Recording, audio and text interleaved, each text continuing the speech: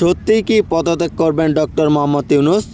Doctor Mohammad Yunus পদত্যাগ করতেছেন এই খবর ভিত্তিহীন বলে মন্তব্য করেছেন গণ অধিকার পরিষদের সাধারণ সম্পাদক রাশেদ খান। বৃহস্পতিবার 22 মে রাত 1টার দিকে সামাজিক যোগাযোগ মাধ্যমে দেওয়া এক পোস্টে তিনি এ মন্তব্য করেন। রাশেদ খান তিনি তার ফেসবুক পোস্টে লেখেন, ডক্টর মোহাম্মদ ইউনূস পদত্যাগ করতেছেন এই খবর ভিত্তিহীন। ডক্টর মোহাম্মদ ইউনূস কিছুটা আমাদের প্রতি বিরক্ত।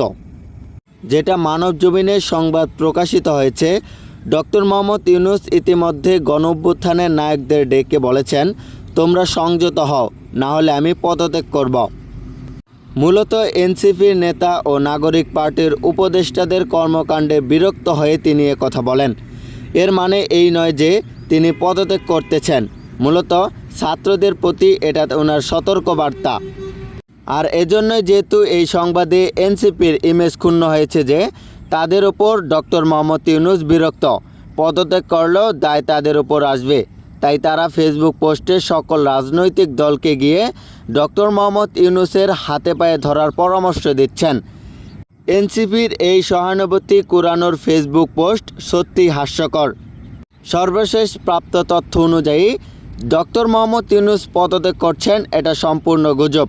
ডক্টর মোহাম্মদ ইউনূস এত রাতে কখনোই জাগেন না, তিনি খুব তাড়াতাড়ি ঘুমিয়ে পড়ার চেষ্টা করেন।